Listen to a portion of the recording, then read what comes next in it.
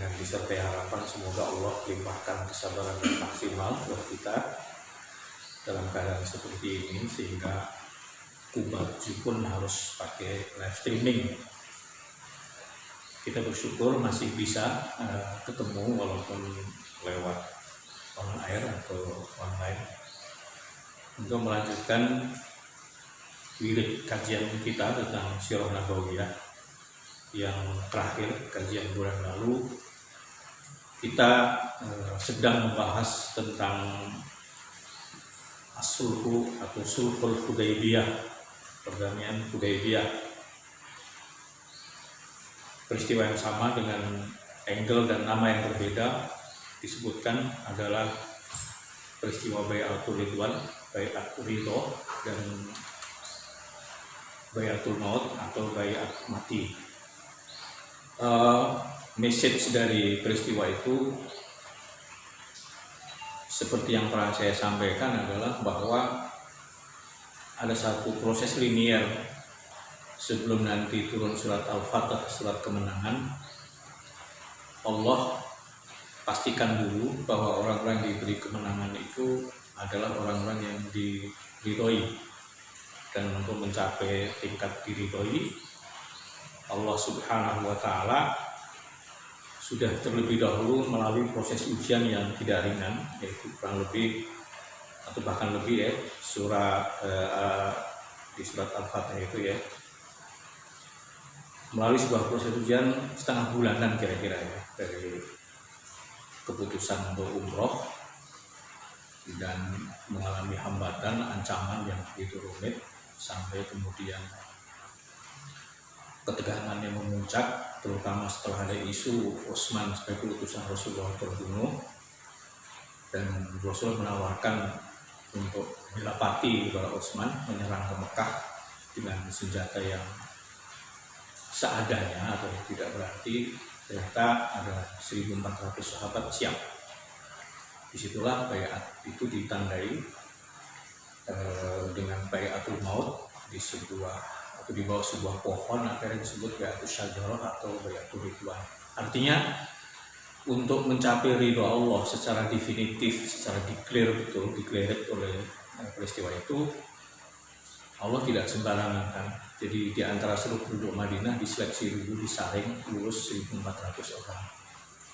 Nah, itu yang kemarin kita bahas. Jadi jamaah sekalian, ada satu proses linear yang harus kita lalui juga. Selalu ada seleksi dari Allah untuk mencapai sebuah kemenangan, yaitu tidak akan Allah berikan kecuali memang Allah sudah ridho terlebih dahulu. Kelanjutan ceritanya adalah setelah baiat terjadi, tiba-tiba Utsman bin Affan datang. Dalam keadaan seperti itu, tiba-tiba datang atau kemudian datang utusan dari Quraisy, yaitu Suhail bin Amr, yang menawarkan konsep win-win solution lah, kurang lebih begitu. Karena memang Quraisy sangat tidak suka kalau Rasulullah mengadakan umroh di tahun itu, yaitu pride, kebanggaan dan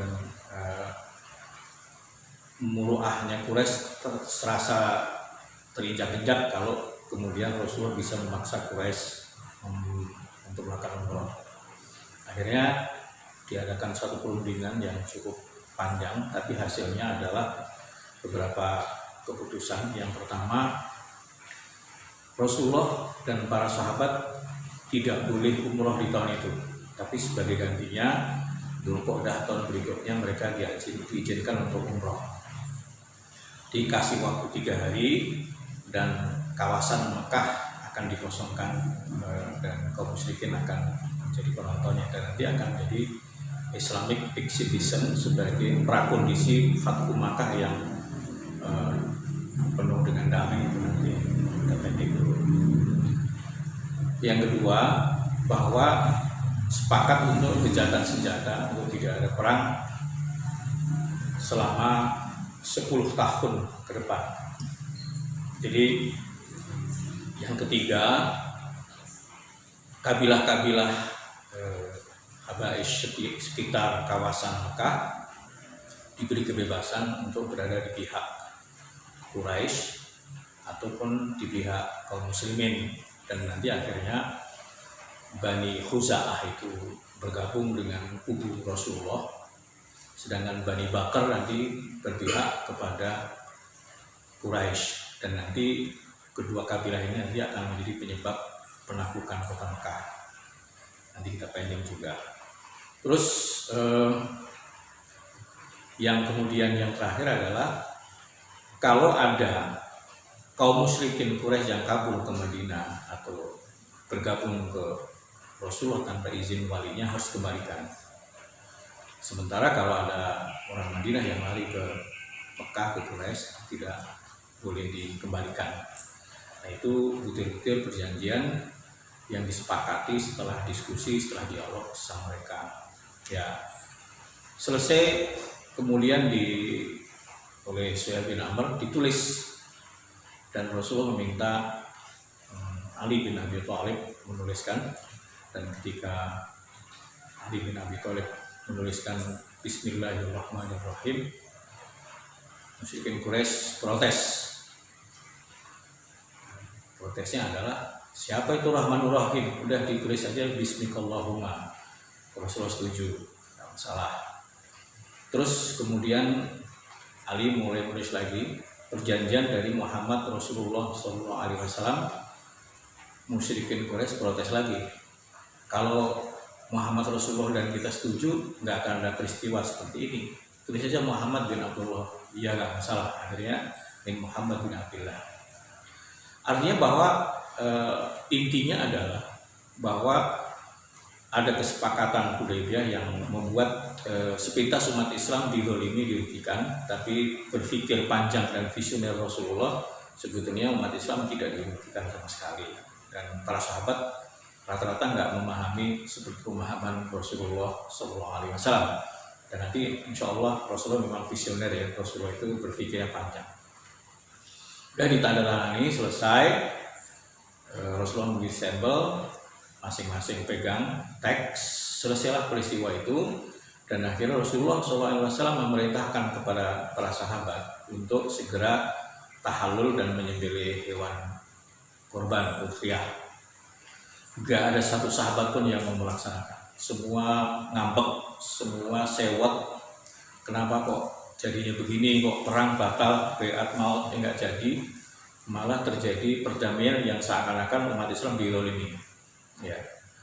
Walaupun sebetulnya nanti diklarifikasi Allah, semua itu di tangan Allah, waladzi kafaitiyakum ankum wa hiyatwadihum ankum bi batni Makkah. Memang Allah yang intervensi, yang menghentikan jiwa-jiwa musyrikin Quraisy dan kaum muslimin untuk tidak terjadi perang waktu itu, karena memang Allah punya planning tersendiri di balik itu semua. Nanti semua ada klarifikasinya di surat Al-Fatah. Ya sudah, sampai Rasulullah marah-marah waktu itu. Rasulullah ngambek masuk ke kemah mukhayyamnya. Di situ ada Ummu Salamah. Rasulullah ngadu kepada istri beliau, tapi istri beliau ternyata bijaksana. Wahai Rasulullah, nggak ada gunanya kau suruh dan kau perintah dan kau marah-marah. Lebih baik engkau keluar, segera potong rambut dan sembelih, pasti nanti mereka akan mengikuti.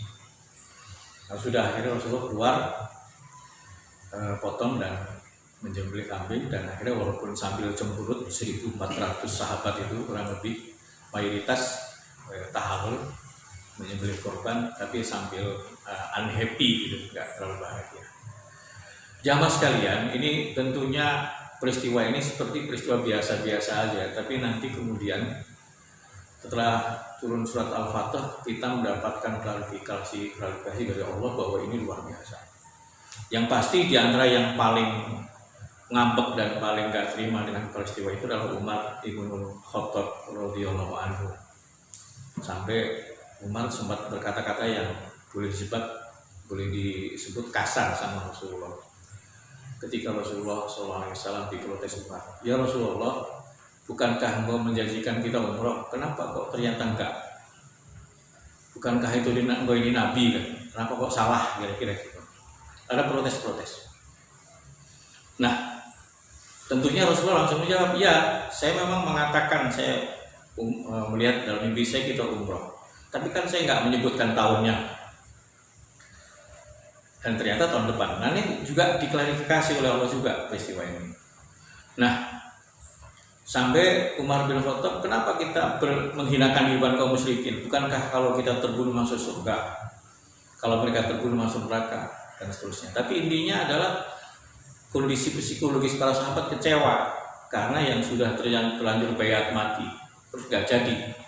Jadi nggak jadi perang itu ngambek gitu. Anda bisa bayangkan orang yang diridhoi Allah ini menganggap bahwa perang itu kesempatan mendapatkan ridho Allah, kesempatan masuk surga. Ketika dipending mereka itu kecewa. Jadi bandingkan dengan kita-kita gitulah kira-kira ya, bahwa memang ada jarak titik ordinat kita dengan para sahabat yang terlalu jauh kan. Kebanyakan orang kalau ngambek kan kalau nggak dunia. Ini mereka ngambek ketika nggak jadi mati syahid, karena dipastikan kan 1.400 orang tanpa senjata masuk ke Mekah perang. Mekah sendiri penduduknya lebih dari 60.000, siap dengan segala macam kemapanannya. Kan itulah kira-kira gambarannya ya. Jadi orang-orang yang diridhoi oleh Allah memang orang-orang yang ridho kepada Allah sampai nggak ada nilainya lagi nyawanya dibandingkan dengan ridho Allah Subhanahu wa Ta'ala. Itu poin penting yang sampai-sampai Allah harus memisahkan 1.400 orang dari 9.000-an penduduk Madinah, dibawa ke satu tempat melalui sebuah proses perjalanan yang rumit hanya untuk dipastikan 1.400 orang ini adalah orang-orang yang diridhoi oleh Allah Subhanahu wa Ta'ala. Walaupun momentum ini nanti terulang lagi dalam seleksi di perang Tabuk, itu di surat At-Taubah ayat 100 Allah mengungkapkan kembali lebih lebar gitu, tentang ridho Allah, yaitu as-sabiquna al-awwaluna minal muhajirin wal ansar walladzina tabauhum bi ihsanin radhiyallahu anhum wa radu an wa adalahum jannat dan seterusnya. Jadi bahwa setelah itu ridha Allah berlaku kepada muhajirin dan ansar, itu angkatan as-sabiquna al-awwalun, dan siapapun yang mengikuti jejak mereka dengan sebaik-baiknya.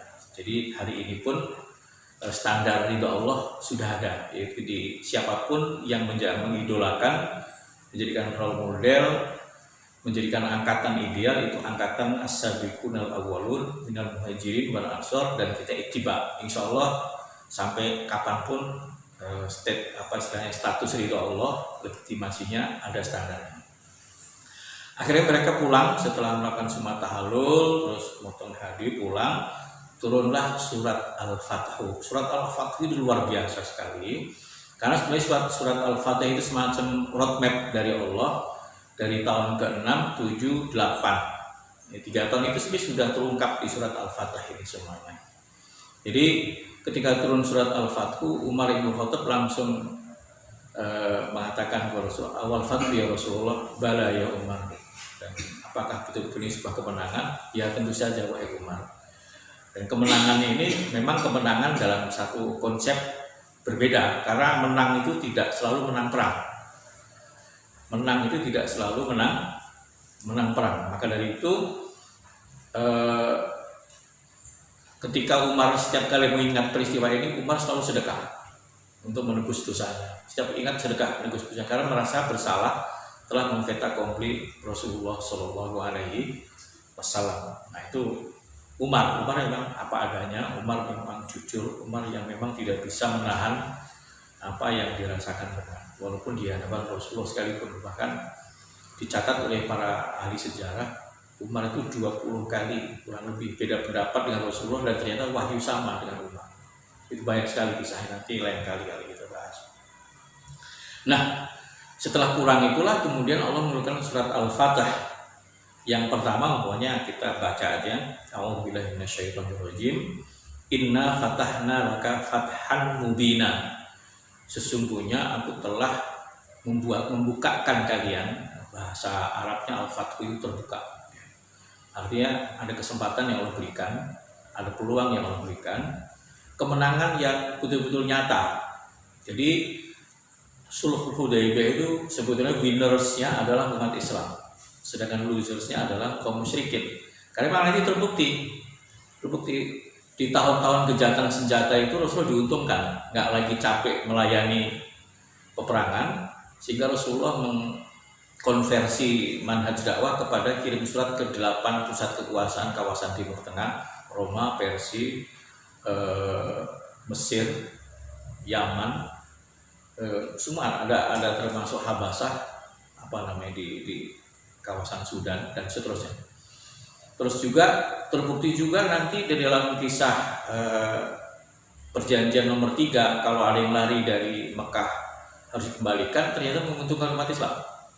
Karena nanti ada Abu Dujana yang kebetulan anaknya Suhail bin Amr itu, intinya pengen gabung Rasulullah harus dibalikin, kisah ceritanya lah gampang gitu.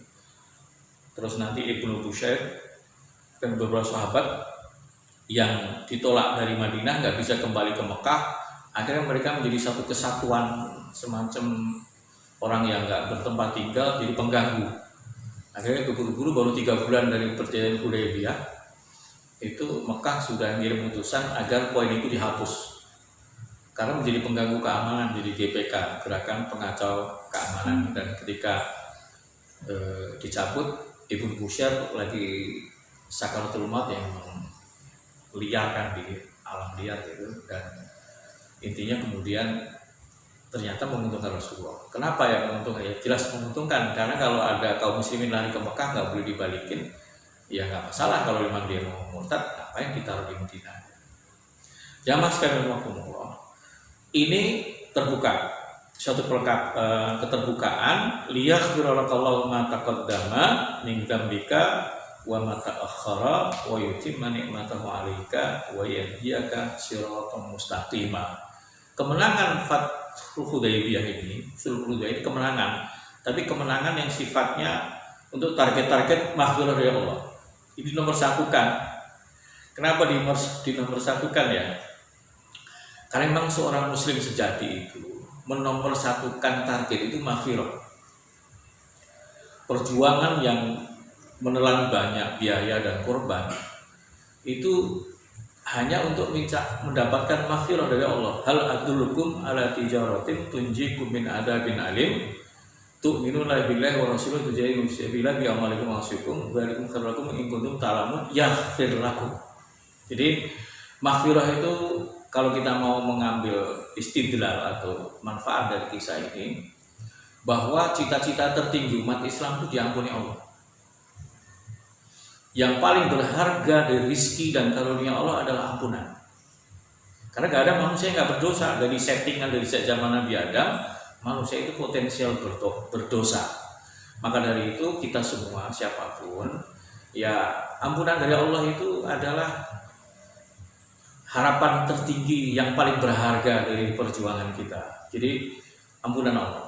Yang kedua, wa yutimma ni'matahu 'alaika, karena dengan perjanjian Hudaybiyah ini itu ada proses untuk mencapai titik kesempurnaan nikmat Allah. Dan kesempurnaan nikmat Allah itu adalah ketika agama itu mengendalikan peradaban menjadi suatu sistem, institusi dan konstitusi. Dan ketika orang kafir sudah putus asa, di surat Al-Maidah itu, kapan Allah sempurnakan nikmatnya? Itu di hari di mana agama sudah hadir sebagai suatu sistem, entitas peradaban yang bersatu dan berdaulat. Karena Allah mengatakan al-yauma akmaltu lakum dinakum wa atmamtu alaikum ni'mati wa raditu lakumul Islam madina. Itu bukan masalah teks, tapi lebih masalah konteks. Kondisi objektif memang Rasulullah sudah sebagai legal formal leader yang menguasai Jazirah Arab, berpidato di depan 125 ribuan rombongan haji di Arafah, dan Islam sudah nggak ada yang ganggu lagi. Makanya ayat berikutnya, ayat yang keempatnya itu mengatakan al-yauma ya'isal ladzina kafaru min dinikum. Berarti perjanjian Hudaybiyah itu satu permulaan, startup, modal awal untuk mencapai nanti suatu saat agama jadi sempurna. Karena memang di tahun ke-6 itu nanti di tahun ke-7 Rasulullah menaklukkan Khaybar, di tahun ke-8 Rasulullah menaklukkan Mekah, tahun ke-9 utusan-utusan seluruh Jazirah Arab memberikan greeting, nggak kurang dari 70 utusan. Dan setelah itu perang Tabuk, Mut'ah dulu, perang Tabuk, dan akhirnya Islam betul-betul menguasai Jazirah Arab sebagai satu entitas peradaban yang utuh. Ini jamaah rahimakumullah, ternyata memang itu prosesnya. Dan yang penting dari itu semua adalah wa yahdiyaka siraton mustaqimah. Jadi setelah itu hidayah kepada siratul mustaqim itu nanti akan menjadi konkret. Kalau sekarang kan siratul mustaqim kan baru di wilayah angan-angan, di daerah fikriyah aja, belum kepada daerah-daerah yang lebih kepada mengendalikan. Nah, itulah kira-kira ya. Jadi jangan rahimakumullah, kalau kita mau berpikir konstruktif proses linier itu, Allah ridho, Allah hadiahi, dan hadiah itu harus dikelola dengan baik untuk sebaik-baiknya. Jadi pokoknya kemenangan dunia, mau jadi kaya, mau jadi berkuasa, mau jadi apapun, mau jadi pintar, itu Allah belum sebut al-fauzu. Al-fauz, sukses itu nanti kalau dua kaki kita sudah di surga, itu baru sukses. Jadi ketika kita diampuni Allah masuk surga, itu dzalikal fauzul adzim, itu adalah sukses yang besar. Wa ukhra tuhibbunaha, tapi ada yang lain yang kau suka, kita juga nggak menolak karena kita juga menginginkannya. Nasrun minallahi wa fathun qarib. Allah nggak pakai istilah fauzun, tetapi nasr, pertolongan, fathun, keterbukaan. Jadi ada peluang gitu.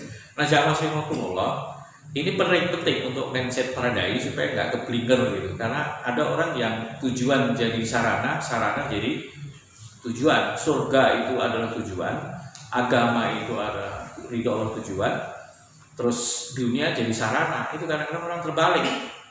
Dunia jadi tujuan, ridho Allah nggak diperhatikan. Itu sering sekali. Banyak sekali orang yang di tengah jalan disorientasi. Dalam Prakukut kan ada 50 orang yang 47-nya disorientasi. Jadi tadinya ingin ridho Allah, malah ingin ghanimah. Ini yang salah. Nah, ini penting sekali untuk jadikan pelajaran penting buat kita, karena peristiwa itu sarana bagi Allah untuk menyampaikan ajaran abadi di surat Al-Fatihah ini. Dan kemudian Allah mengatakan bayang suratallahu nasran aziza. Baru nanti Allah akan menolong kalian dengan pertolongan yang aziz. Jadi pertolongan kan nggak selalu aziz. Allah menolong Ashabul Kahfi tapi dibawa ke goa. Itu nggak nasran aziza, tanpa izah gitu. Tapi kalau Allah pertolongkan dan jadi pemenang, jadi penguasa, itu nasran aziza. Jadi jangan rahimakumullah, nanti mungkin suatu saat kita spesifik tafsir surat Al-Fatihah ya. Tapi yang penting memang Allah membocorkan. Seharusnya kalau kaum musyrikin itu sadar, penaklukan Mekah itu sudah Allah sebut di dalam surat Al-Fatihah ini. Ketika kemudian Allah mengatakan laqad sadaqallahu rasulahu ru'ya bil haqq la tadkhulunal masjidal haram insyaallahu aminin muhallikina ru'usakum wa muqassirina la takhafun fa'alima ma lam ta'lamu faja'ala min duni dzalika fathan qariba. Itu seharusnya orang musyrikin paham dong. Jadi Allah telah membenarkan mimpi Rasul. Pasti nanti kalian akan masuk Mekah melakukan umroh qadha, muhallikina ru'usakum wa muqassirin, ada yang cukur gundul, ada yang cuma mendekkan. Kalian tidak lagi takut, dan setelah itu dalam waktu dekat Allah akan berikan kemenangan yang dekat. Memang setelah nanti umroh qadha itu kaum musyrikin itu melihat orang Islam itu 3 hari 3 malam di Mekah. Mereka kayak semacam Islamic exhibition gitu. Mereka melihat bagaimana akhlak umat Islam, bagaimana kekuatannya, bagaimana persatuannya ketika mereka sa'i, mereka tawaf. Itu Allah tanamkan di hati kaum musyrikin itu diam-diam Islam sudah masuk dulu di hati mereka. Bahkan secara dramatis ada 2 orang penting atau bahkan 3, tapi satunya adalah Khalid bin Walid, Amr bin As, dan kalau nggak salah Utsman bin Affan, siapa namanya, 3 orang. Itu mereka sadar kalau orang-orang kayak gini kita musuhi dan kita anggap gila, kita yang gila katanya. Dan akhirnya hari-hari itu nanti Khalid bin Walid dan Amr bin As ini calon perwira-perwira tinggi di zamannya nanti, jagoan-jagoan yang pilih tanding, itu menemui Rasulullah dan masuk Islam sebelum penaklukan Mekah. Jadi jamaah rahimakumullah, itu gambaran ya bahwa akhirnya Rasulullah pulang ke Mekah dan melakukan program, dan Rasulullah itu tidak pernah menunda hal-hal penting. Rasulullah tidak pernah salah skala prioritas, Rasulullah tidak pernah salah fokus, Rasulullah tidak pernah salah strategi. Jadi begitu disepakati perjanjian 10 tahun, Rasulullah langsung mengirimkan beberapa surat yang sangat superior karena teks surat itu ke Roma, ke Persia sama. Assalamu ala man ittaba'al huda, aslim taslam, bahasa yang keren sekali. Jadi selamat bagi yang mengikuti petunjuk saya Muhammad Rasulullah, gini selalu gitu, dan dahsyat. Makanya kalau mau belajar efektivitas gerakan, ya belajarlah kepada Rasulullah Shallallahu Alaihi Wasallam. Nah, jamaah rahimakumullah, tentunya kita akan mendapatkan pengetahuan yang komprehensif tentang peristiwa ini. Yang penting ketika kita membaca tafsir surat Al-Fatih, karena memang peristiwa 15 hari yang menegangkan ini, kemudian Allah menyebut dan menurunkan surat Al-Fatih yang jumlah ayatnya adalah 29 ayat. Nah, itu nanti banyak konsep-konsep yang kalau kita ingin merekonstruksi sejarah Islam, kita ingin merekonstruksi kemenangan, semua tertera di sini. Bahkan di antara yang terpenting adalah bahwa kemenangan itu sebuah proses panjang seperti proses kazara'in, seperti orang bertani.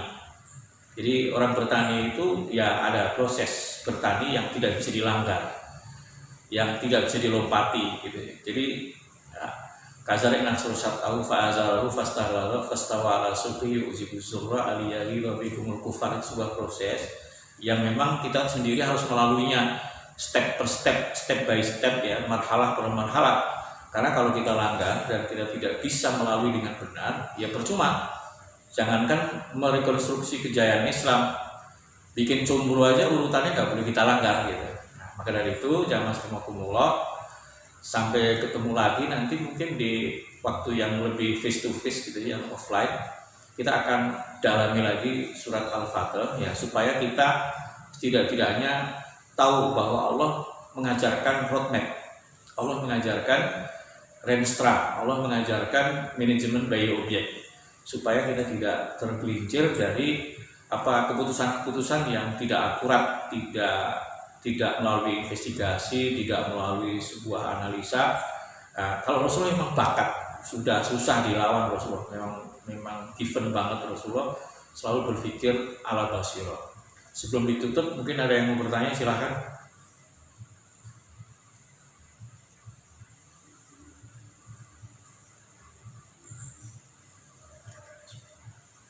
Assalamualaikum.